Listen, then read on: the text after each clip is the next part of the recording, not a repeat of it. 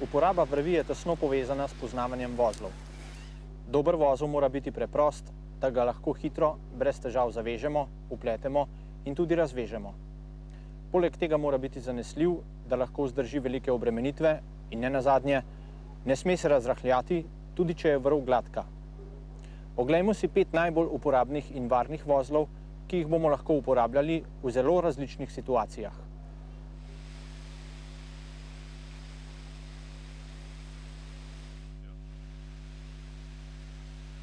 Eden najbolj vsestranskih vozlov je tako imenovana osmica.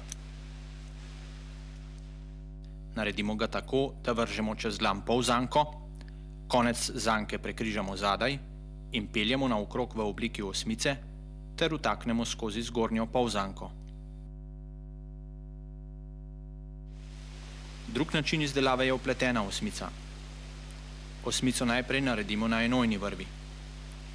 Konec vrvi potegnemo skozi plezalni pas, nato pa z njim sledimo pramenu prve osmice. Prameni morajo biti lepo vzporedni. Ta vozel uporabljamo za pritrjevanje konca vrvi, navezovanje na plezalni pas, za podaljševanje vrvi, izdelavo stopnih zank in podobno.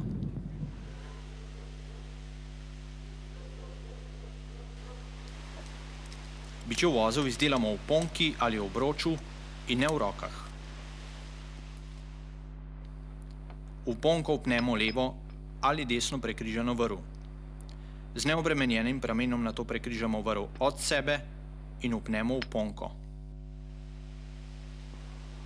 Če vpenjanje ni mogoče, vozel vpletemo tako, da pramen vrvi potegnemo skozi obroč, ga prekrižamo zadaj, znova potegnemo skozi obroč spredaj in skozi polzanko. Prednost tega vozla je, da ga lahko poljubno premikamo že, ko je izdelan, ne da bi ga podrli. Zato je bičev vozel zelo primeren za samovarovanje na izpostavljenih predelih, za vmesno pritrjevanje vrvne ograje in za izdelavo improviziranih transportnih sredstev.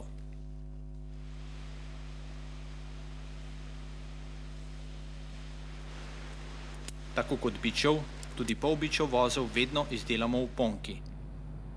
Vrv vpnemo in nato z neobremenjenim pramenom prekrižamo polzanko od sebe ter vpnemo.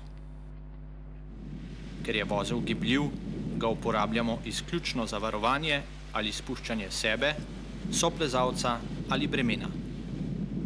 Če želimo vrv pritrditi, lahko iz polbičevega vozla preidemo v bičev brez podiranja.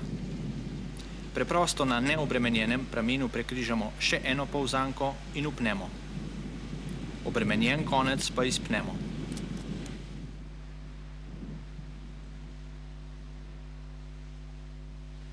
Prusikov vozel običajno delamo s pomožno vrvico. Okrog glavne, debelejše vrvi naredimo zanko in nato še enkrat skozi sredino potegnemo oba pramena vrvice. Prameni morajo biti poravnani vzporedno. Če vrvico obremenimo, se bo vozel zadrgnil, neobremenjeno pa lahko premikamo v obe smeri. Prusikov vozel uporabljamo za pomožne pritrditve na vrvni ograji, kot samovarovanje pri spuščanju in reševanju ali pri vzpenjanju ob vrvi.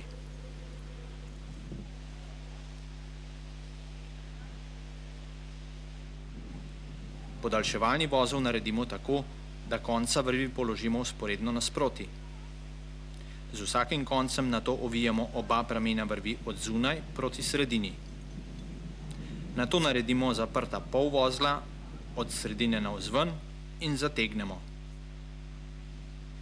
Kot že ime pove, vozel uporabljamo za podaljševanje vrvi ali vezanje dveh koncev, predvsem pomožnih vrvic.